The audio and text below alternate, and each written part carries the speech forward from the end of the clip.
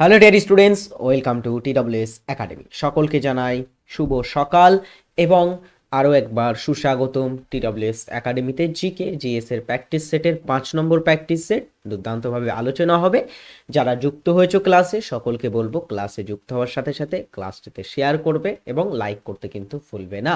শুরু করি তাহলে আজকের 5 নম্বর পর্ব।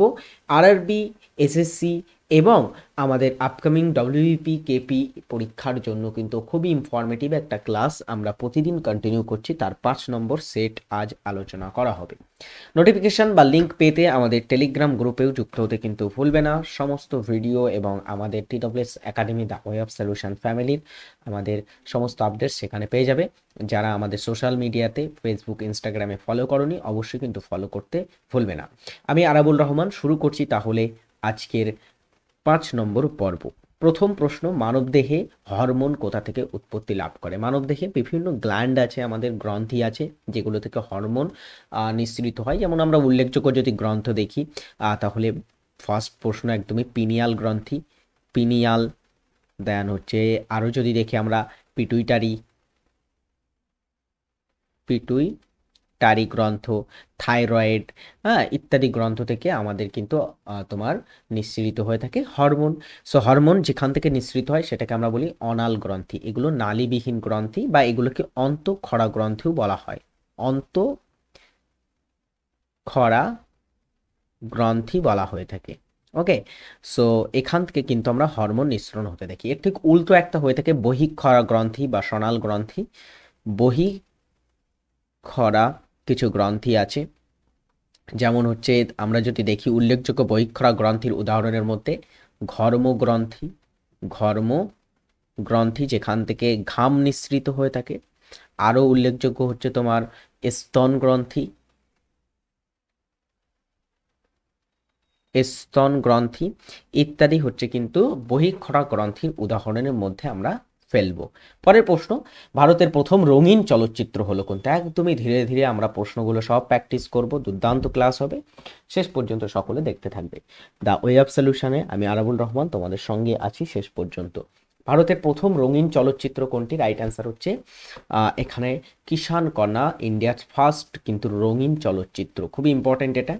আচ্ছা, রাজা হরিশ্চন্দ্র এটা ছিল ভারতের প্রথম পূর্ণদৈর্ঘ্য চলচ্চিত্র। ভারতের প্রথম পূর্ণদৈর্ঘ্য সিনেমা।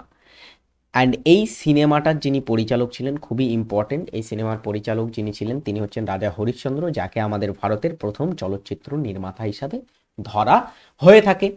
ভেরি ইম্পর্টেন্টলি আলম আরাটা আমাদের মনে রাখতে হবে, এটা হচ্ছে আমাদের ভারতের প্রথম সবাক চলচ্চিত্র। প্রথম সবাক মানে প্রথম সাউন্ড চলচ্চিত্র হচ্ছে কি? সেটা হচ্ছে আলম আরা চলচ্চিত্র। এটাও ভেরি ইম্পর্টেন্ট। আর ঝাঁসি কি রানী চলচ্চিত্র থেকেও মনে রাখতে হবে আমাদের, যেটা হচ্ছে এটা প্রথম প্রথম আমাদের ভারতের টেকনিকালার চলচ্চিত্র। একবার পরীক্ষায় প্রশ্ন এসেছিল ভারতের প্রথম টেকনিকালার চলচ্চিত্র কোনটি, সেটা হচ্ছে ঝাঁসি কি রানী।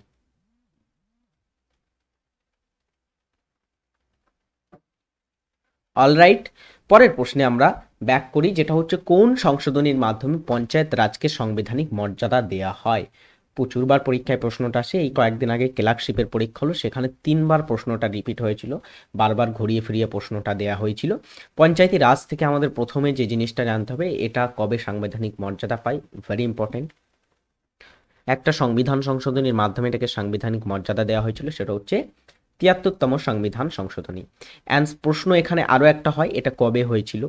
যদি সাল দিয়ে থাকে, কোনো সংবিধান সংশোধনী বা অ্যামেন্ডমেন্ট না দিয়ে সাল দিল, ধরো যে কোন সালে এটা হয়েছিল, কি করব? উত্তর আমরা করব 1992 সাল। এই বছরে পঞ্চায়েত ব্যবস্থাটা কিন্তু স্বীকৃতি পায়। অ্যান্ড এটা কোথায় স্বীকৃতি পায়? এটা হচ্ছে একাদশ তফসিলে এটাকে স্বীকৃতি দেওয়া হয়েছে। সো এই প্রশ্নটা ঘুরিয়েও আসতে পারে যে একাদশ তফসিলটা কবে যুক্ত হয়েছিল ভারতের সংবিধানে। সেম উত্তর হবে 1992 ৭৩তম সংবিধান সংশোধনী। একাদশ তফসিলে এটা আছে। অলরাইট, পরের প্রশ্ন আমরা দেখি। নেক্সট কোশ্চেন কি বলা হচ্ছে, যেটা হচ্ছে রত্নাগিরি ভারতের ড্যাশ উপকূলে অবস্থিত।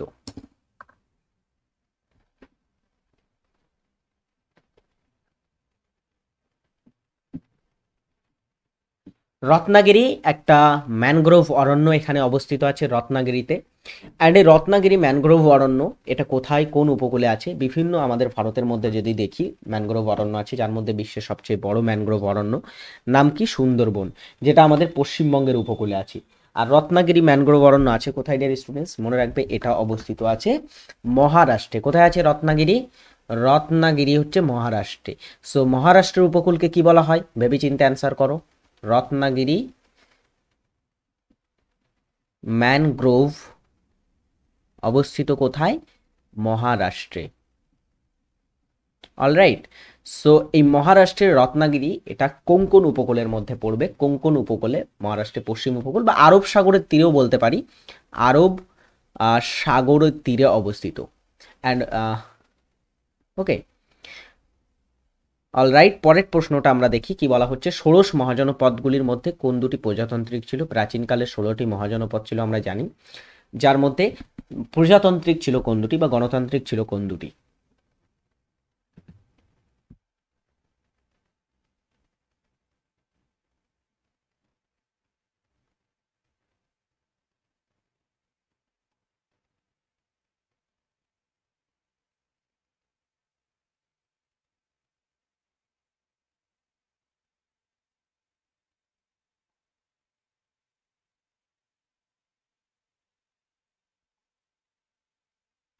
অ্যান্সার হচ্ছে ষোড়শ মহাজনপদের মধ্যে প্রজাতান্ত্রিক ছিল দুটি, একটা হচ্ছে ব্রিজি আর একটা হচ্ছে মল্ল। ব্রিজি এবং মল্ল।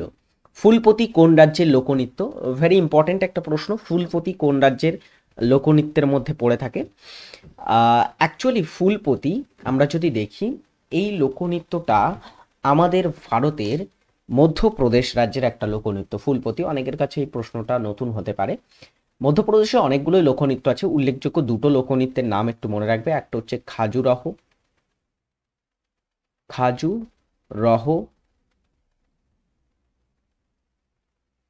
লোকনৃত্যের কথা বা ফল্ক ড্যান্সের কথা। আরেকটা মনে রাখবে মাটকি কোথাকার? এই দুটো লোকনৃত্য হচ্ছে কোথাকার?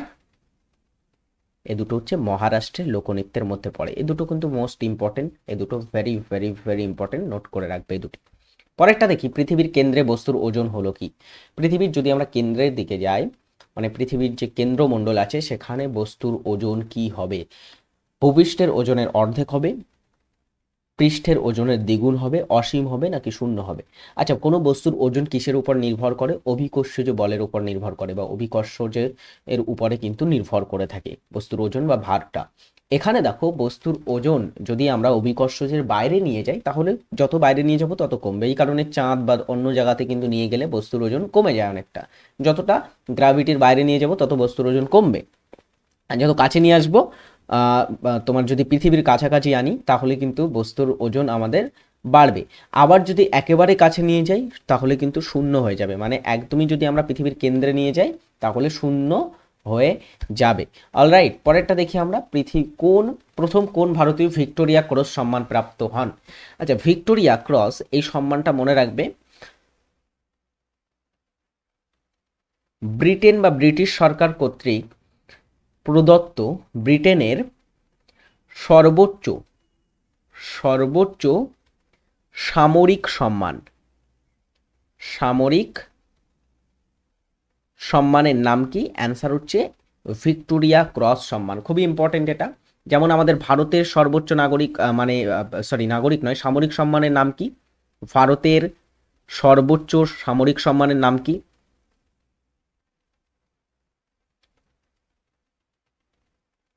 এটাও একটু কমেন্ট করে জানাও দেখি। ভারতের সর্বোচ্চ সামরিক সম্মানের নাম হচ্ছে কি? সেটা হচ্ছে পরমবীর চক্র।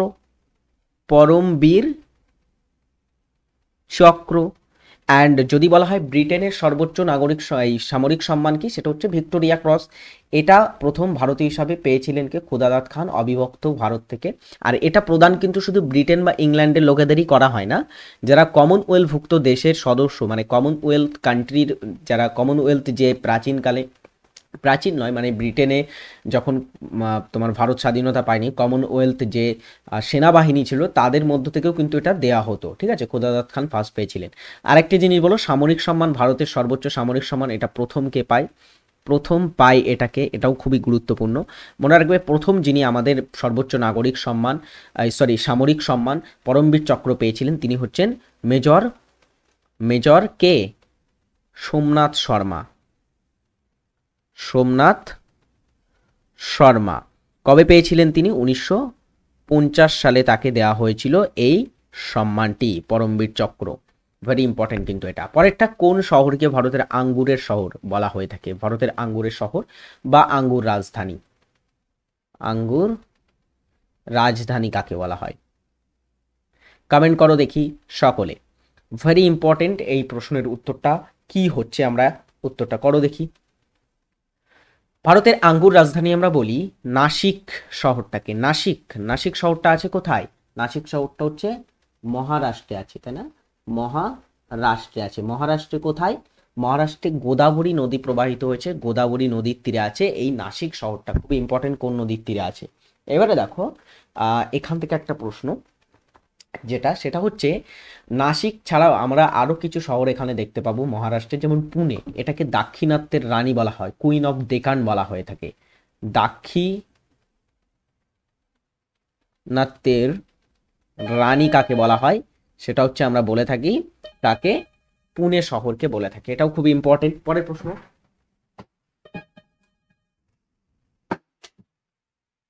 এবারে দেখো মুম্বাই। মুম্বাই শহরেরও কিছু নিকনেম আছে, যেমন ভারতের কটন পলিশ বলা হয়, মুম্বাইকে 7 দ্বীপের শহর বলা হয়, মুম্বাইকে ভারতের হলিউড বলা হয়, মুম্বাইকে আর্থিক রাজধানী আমরা বলে থাকি, এবং ভারতের প্রবেশদ্বার বলা হয়। ভারতের প্রবেশদ্বার কাকে বলা হয়? ভারতের প্রবেশদ্বার আমরা বলে থাকি এটাকে। নাগপুরেরও একটা নিকনেম আছে, নাগপুর মহারাষ্ট্রেই অবস্থিত, এটার নিকনেম হচ্ছে কমলা লেবুর শহর, তাই না? অরেঞ্জ সিটি, কমলা লেবুর শহর বলা হয়ে থাকে নাগপুর শহরটাকে। এগুলো সবগুলো থেকে প্রশ্ন আসতে পারে, যে কোনো একটা থেকে। মুম্বাই শহরকে আর্থিক রাজধানী বলা হয়, খুবই ইম্পর্টেন্ট, এবং ভারতের প্রবেশদ্বার বলা হয়। এই দুটো কিন্তু মনে রাখতে হবে।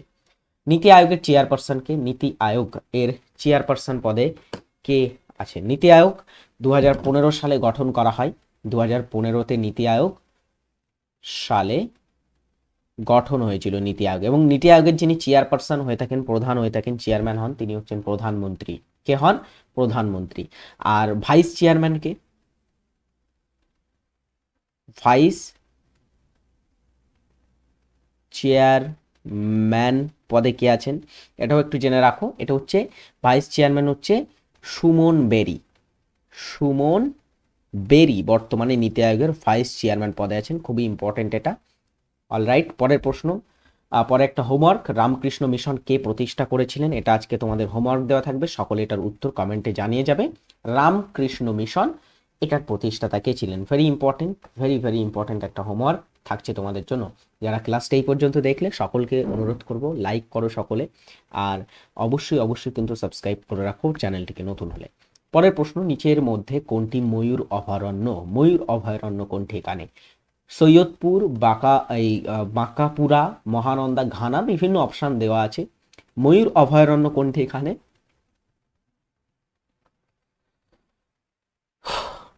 ময়ূর অভয়ারণ্য হচ্ছে বাঁকাপুরা ময়ূর অভয়ারণ্য। বাঁকাপুরা একটা ময়ূর অভয়ারণ্য, এটা আছে কোথায়? বাঁকাপুরা, এটা হচ্ছে কর্ণাটকে অবস্থিত। কর্ণাটকের বাঁকাপুরা হচ্ছে একটা ময়ূর অভয়ারণ্যের মধ্যে পড়ে। ঘানা, এটাও মনে রাখবে, ঘানা বা এটাকে ভরতপুর বলা হয়। ভরতপুর বা ঘানা, এটা রাজস্থানে একটা পাখি অভয়ারণ্য বা পাখিরালয় এটা। মহানন্দা, এই নামেও একটা বন্যপ্রাণী অভয়ারণ্য আছে, যেটা আমাদের দার্জিলিং ডিস্ট্রিক্টে পড়ে থাকে পশ্চিমবঙ্গের। সেন্ট্রাল লেদার রিসার্চ ইনস্টিটিউট, বা লেদার মানে হচ্ছে চামড়া, ঠিক আছে, কেন্দ্রীয় চামড়া গবেষণা কেন্দ্র। সেন্ট্রাল লেদার রিসার্চ ইনস্টিটিউট বা কেন্দ্রীয় চামড়া গবেষণা কেন্দ্র কোথায় অবস্থিত? চেন্নাই, রাঁচি, কলকাতা, পাটনা, বিভিন্ন নাম আমরা বিভিন্ন ইন্ডিয়ান শহরের নাম দেখতে পাচ্ছি। উত্তরটা কি হবে? সেন্ট্রাল লেদার রিসার্চ ইনস্টিটিউট অবস্থিত কোথায়? এটা চেন্নাইতে অবস্থিত। ক্লাস পড়াচ্ছি, ক্লাসে আছে। নেক্সট কোশ্চেন ইজ, কিসের কারণে বৃষ্টির ফোঁটা গোলাকার হয়? কিসের কারণে বৃষ্টির ফোঁটাটা গোলাকার প্রকৃতির হয়ে থাকে? আমরা কি উত্তর করব এখানে?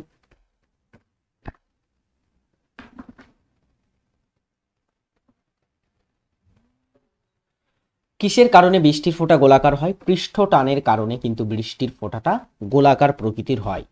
প্যাংগং হ্রদটি কোথায় অবস্থিত?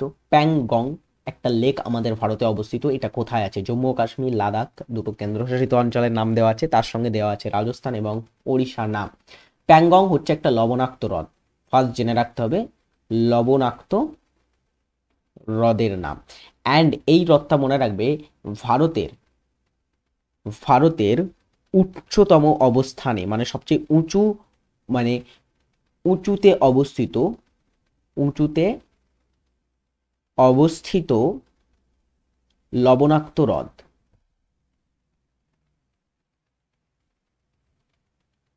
সবচেয়ে উঁচুতে অবস্থিত লবণাক্ত হ্রদের নাম কি? প্যাংগং লেক। আছে কোথায়? লাদাখে আছে। এটা লাদাখ যে কেন্দ্রশাসিত অঞ্চল সেখানে। মাই আর্লি লাইফ জীবনীর আত্মজীবনীর লেখক, এটা একটা অটোবায়োগ্রাফিমূলক গ্রন্থ। মাই আর্লি লাইফ এটা কে লিখেছেন? ভেরি ইম্পর্টেন্ট একটা প্রশ্ন পেলাম আমরা, এটার উত্তর সকলে কমেন্ট করে জানাও। মাই আর্লি লাইফ শীর্ষক গ্রন্থটির লেখক হচ্ছেন উইনস্টন চার্চিল। উইনস্টন চার্চিল হচ্ছেন কে ছিলেন? ব্রিটিশ প্রধানমন্ত্রী, তাই না? ব্রিটিশ প্রধানমন্ত্রী। এখান থেকে একটা অন্য প্রশ্নও আসে থাকে, যেটা হচ্ছে দ্বিতীয় বিশ্বযুদ্ধের সময়, যেটা ছিল ওয়ার্ল্ড ওয়ার টু এর সময়, ওয়ার্ল্ড ওয়ার টু এর সময় ব্রিটিশ প্রধানমন্ত্রী কে ছিল? ওয়ার্ল্ড ওয়ার টুতে কিন্তু ব্রিটিশ একটা কিন্তু বা ব্রিটেন কিন্তু একটা সদস্য ছিল প্রধান। সো ব্রিটিশ প্রধানমন্ত্রী কে ছিল? সেটা হচ্ছে উইনস্টন চার্চিল। এবং ইনি কিন্তু অনেকগুলো গ্রন্থ লিখেছিলেন, যার মধ্যে মাই আর্লি লাইফ তার আত্মজীবনীমূলক গ্রন্থ। এই কারণে কিন্তু তিনি সাহিত্যে নোবেল পুরস্কার পেয়েছেন। জানো, পরীক্ষায় প্রশ্ন এখান থেকেও আসতে পারে, এনটিপিসির পরীক্ষার প্রশ্ন খুবই গুরুত্বপূর্ণ হতে পারে, যেটা হচ্ছে কোন ব্রিটিশ প্রধানমন্ত্রী বা কে সাহিত্যে নোবেল পেয়েছেন? ইনি সাহিত্যে সাহিত্যে নোবেল পান। কবে জানো? নোবেল পেয়েছিলেন তিনি 1953 সালে। 1953 সালে সাহিত্যে নোবেল পুরস্কার পেয়েছিলেন তিনি।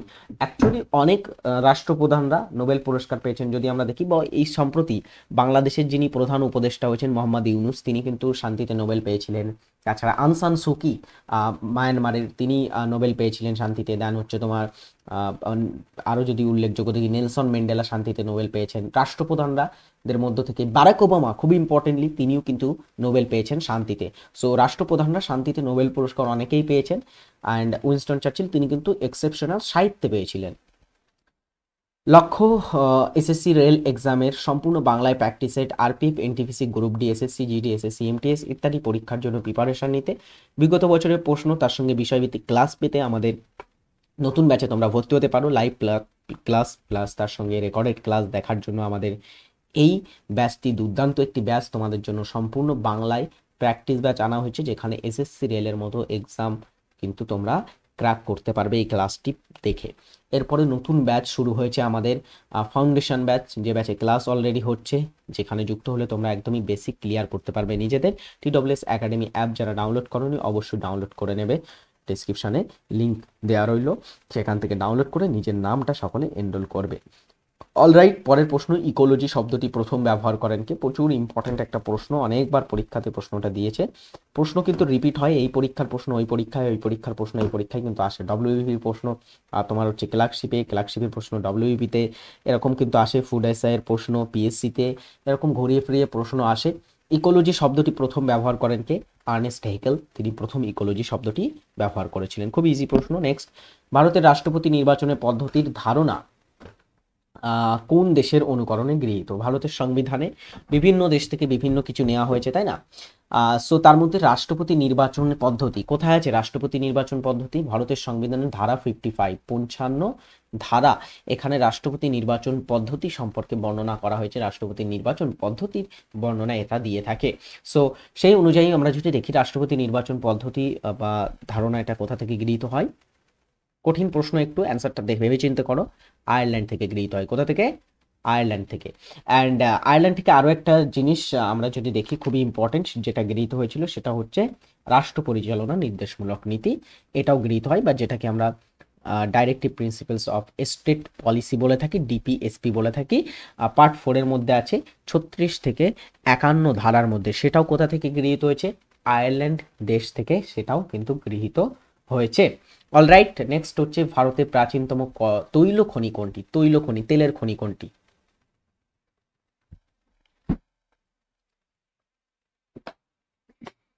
প্রশ্নটার উত্তর সকলে করে দাও দেখি। ভারতের প্রাচীনতম তৈল খনি কোনটি? রাইট অ্যান্সার কি হবে? ডিগবয়। কোথায় আছে ডিগবয়? কোথায় আছে? অসম রাজ্যে আছে, কি না? অসমের দিগবয় ভারতের প্রাচীনতম তৈল খনি, এখান থেকে তেল উত্তোলন করা হতো। এছাড়া হলদিয়া কোথায় আছে? পশ্চিমবঙ্গে। এটা কিন্তু কোনো তৈল খনি নয়, পশ্চিমবঙ্গে অবস্থিত হলদিয়া একটা তৈল শোধনাগার, এখানে তৈল শোধন করা হয়। সিমিলারলি জামনগর, এটা কিন্তু হচ্ছে একটা তৈল শোধনাগার, এটা কোথায় আছে? গুজরাটে আছে। কোথায় আছে? গুজরাট রাজ্যে অবস্থিত।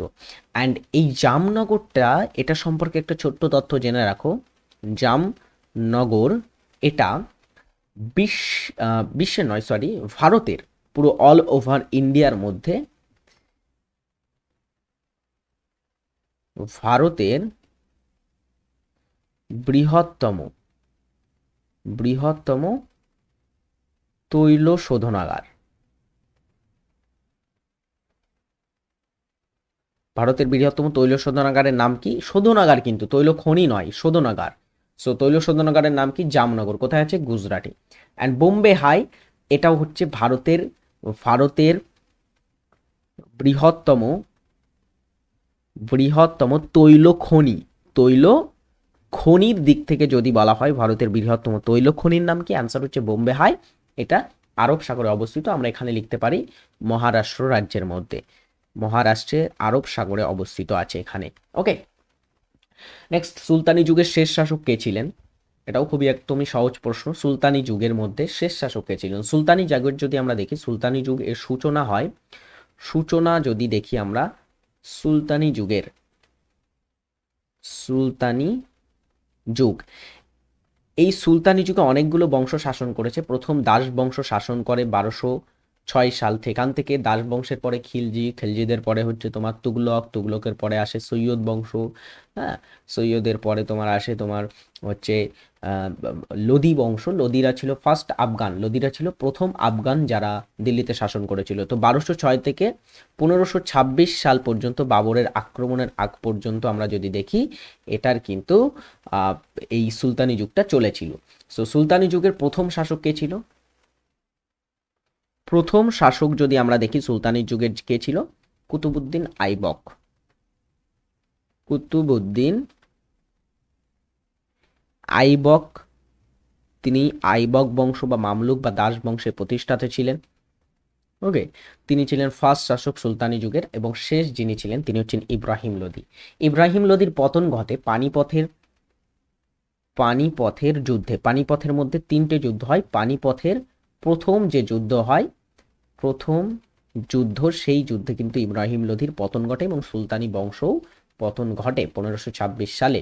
অলরাইট, নেক্সট, পরেরটা, ভিটামিন সি এর ঘাটতির ফলে কোন রোগটি হয়? ভিটামিন সি, বা এটাকে আমরা অ্যাসকর্বিক অ্যাসিড বলে থাকি, অ্যাসকর্বিক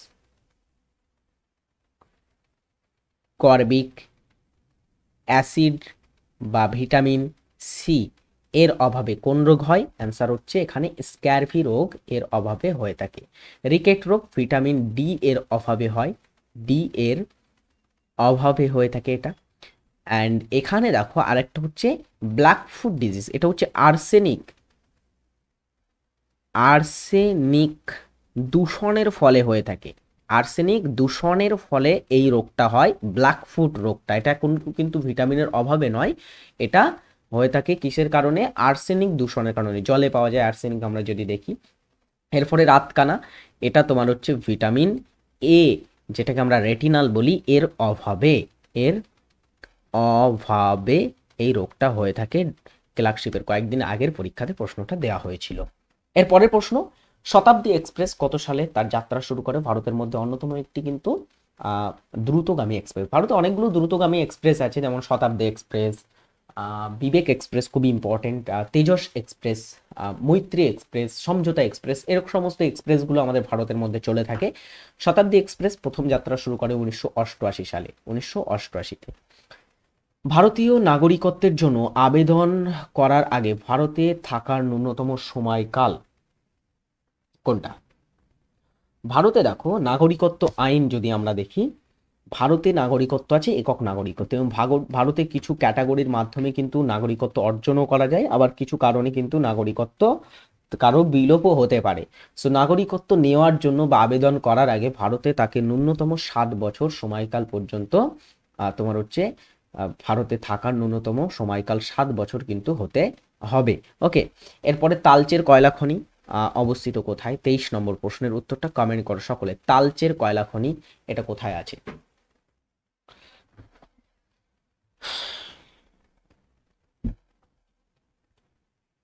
তালচের কয়লা খনি হচ্ছে ওড়িশায় অবস্থিত, ওড়িশায়। রাজ্য পুনর্গঠন কমিশন কত সালে গঠিত হয়? 24-এর প্রশ্নটা দ্রুত অ্যান্সার হবে। রাজ্য পুনর্গঠন কমিশন এটা কবে গঠিত হয়? 1953-তে গঠিত হয়েছিল রাজ্য পুনর্গঠন কমিশন। এরপরে 1956 সালে গিয়ে কি হয়? 1956-তে গিয়ে কিন্তু প্রথম মানে রাজ্যগুলোকে তৈরি করা হয়েছিল, ঠিক আছে। প্রথম 1953-তে রাজ্য পুনর্গঠন কমিশন তৈরি হয়, কিন্তু রাজ্যের বিভাজন তৈরি করা হয়েছিল বা বিভাজন করা হয়েছিল 1956-তে গিয়ে। দুটোর ভিতরে একটু পার্থক্য আছে, মনে রাখবে। এরপরেরটা হচ্ছে পার্সি ধর্মের প্রবর্তককে। পার্সি ধর্ম এটার প্রবর্তককে। পার্সি ধর্ম বিশেষ করে বর্তমান যে ইরান ইরাক অঞ্চল আছে সেখানে খুবই প্রসিদ্ধ, মানে খুবই কিন্তু প্রসার লাভ ঘটেছিল, উৎপত্তিও ওই অঞ্চলে পার্সি ধর্মের। পার্সি ধর্মের প্রবর্তক যিনি ছিলেন তিনি হচ্ছেন জরাথ্রুস্ট। জরাথ্রুস্ট ছিলেন পার্সি ধর্মের প্রবর্তক, এবং পার্সি ধর্মাবলম্বীদেরকে কিন্তু জরাথ্রুষ্টবাদী বলা হয়। জরাথ্রুষ্টবাদী বলা হয়। এরা আগুনের মন্দিরে বা আগুনের উপাসনা করে। খুবই আসে পরীক্ষায় কারা আগুনের উপাসনা করে। পিএসসি ক্লার্কশিপের পরীক্ষায় কয়েকদিন আগে প্রশ্নটা দেওয়া হয়েছিল, জরাথ্রুষ্টবাদী বা পার্সিরা করে থাকে। অলরাইট ডিয়ার স্টুডেন্টস, আজকের ক্লাসটা আমি এখানেই এন্ড করবো। যারা ক্লাসটি শেষ পর্যন্ত দেখলে কমেন্ট করে অবশ্যই জানাবে কেমন লাগলো ক্লাসটি। প্রতিদিন এরকম ক্লাস পেতে অবশ্যই TWS একাডেমি চ্যানেলটিকে সাবস্ক্রাইব করে রাখতে ভুলবে না। আমরা দুর্দান্ত প্রশ্ন তার সঙ্গে ডিটেলস আলোচনা করছি স্বল্প সময়ে, 25 মিনিট করে আমরা ক্লাসের ডিউরেশনে ক্লাস করছি। 25 মিনিটে 25টা কোশ্চেন, অ্যানাপ কোশ্চেন, তার সঙ্গে ডিটেলস আলোচনা। আই হোপ ক্লাসটি তোমাদের অনেক অনেক অনেক কাজে আসবে। এখান থেকে প্রশ্ন কিন্তু অনেকটা তোমরা পরীক্ষাতে পাবে কমন। ভালো থাকবে সকলে, সুস্থ থাকবে, নিজের খেয়াল রাখবে, পরিবারের খেয়াল রাখবে। টাটা।